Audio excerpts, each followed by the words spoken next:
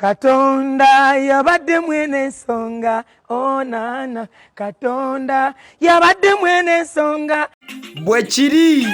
bwe kiribeera emirembe n'ennaku mukwano gwange ebiseera ebisinga kibeera kizibu nnyo omuzadde okulemererwa okuggyako akamwenyumwenyu n'okuyimba ku buyimba nga Katonda yabadde mwene ensonga singa wabanga waliwo ekirungi eky'amaanyi ekituuse eri muwala we oba mutabani we ekyo tekiri ku bayimbi bokka wabula kiri ne ku bazadde bonna ate era si mu Uganda moka wabula ne mu nsi yonna nga muno mwotwalidde ne mwana mulezi David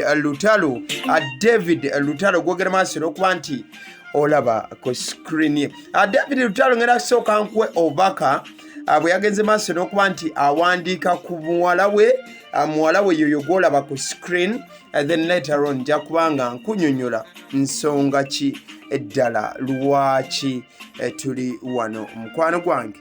Obubaka buno David Lutalo yabuwandiise ku Father's Day oba ku lunaku lw'abataata era bw'abadde bugere maaso n'okugamba bwe buti. Dear daughter Honorable Chantal Lutalo, I'm so proud of you and happy to see your success. You have worked hard to achieve greatness. It takes a courageous heart to assume a leadership position. I wish you all the best and I look forward to seeing you exhibit competent and admirable leadership skills as a prefect in the junior school. I love watching you succeed and hope that you continue to love what you do, my daughter, my friend. You are so special to me. Blessings follow you. So, obwebaka omukulu David Lutalo bwe yaweereza muwala we Chantal Lutalo oyo gwolaba ku screen era eyo gyakutte Bible mu ngalo guli muzindaalo ng'agenda maaso n'okuba nti alayira agende maaso n'okulembera bayizi banne. Obubaka buno David Lutalo yabadde abuwandiikira muwala we ng'ayita ku Instagram ng'abuweereza muwala we Chantal Lutalo era bw'oba ogenze maaso n'okubuvuunula mu Luganda bw'abadde bugamba nti nno muwala wange Honorable Chantal Lutalo yakutaddeko n'ekya Honorable kuba kati mukulembeze ajjudde nkwenyumirizaamu nnyo era ndi musanyufu nnyo okulaba nga olina obuwanguzi bw'otuukako olwanye ennyo nnyini ddala okufuna obusufu oba obusukkulumu obw'enjawulo. N'agamba nti kitwala obuvumu bw'amaanyi nnyo okubeera ng'omuntu afuna ekifo ky'obukulembeze.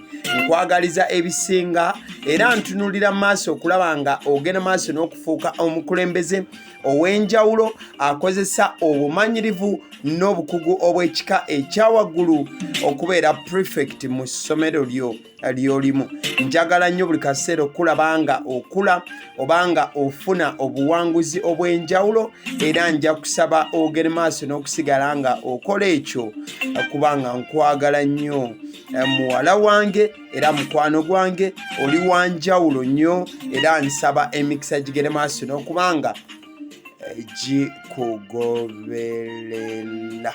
So David Lutalo bwebaka bwe yagenze maaso n'okuba nti nno aweereza muwala we ate naddala wali ku lunaku lw'abataata.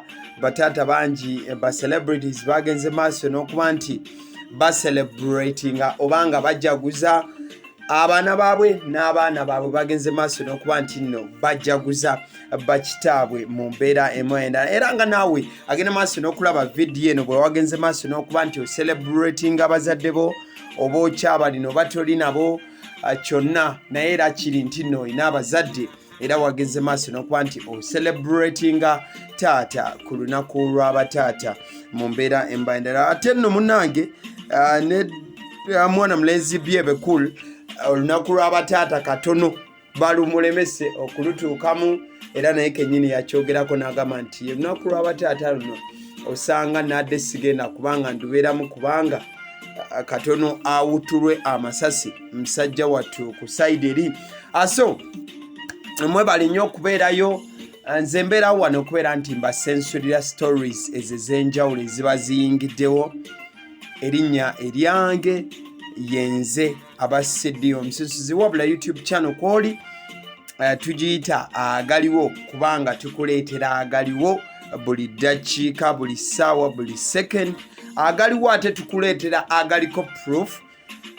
Tetutera kuleeta byambu titwawulidde embumbu, tutera nnyo okuleeta story ng'ewerekerwako n'obukakafu mu mbeera emu oba endala. So mwebale nnyo okubeerayo, mwebale nnyo okusubscribinga, mwebale okusubscribinga era tolema oba temujjanga okwo mugende maaso n'okusubscribinga.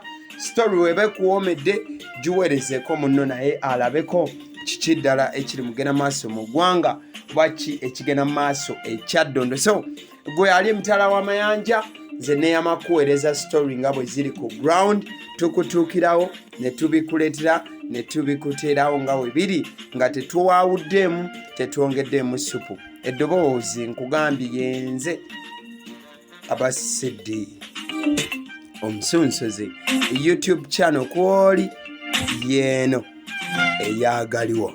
Mwebale nnyo, mwebalire ddala, mbaagala ebitenkanika. Kale mbere bulungi, Mukama abankumire, tunaddamu okwatagana.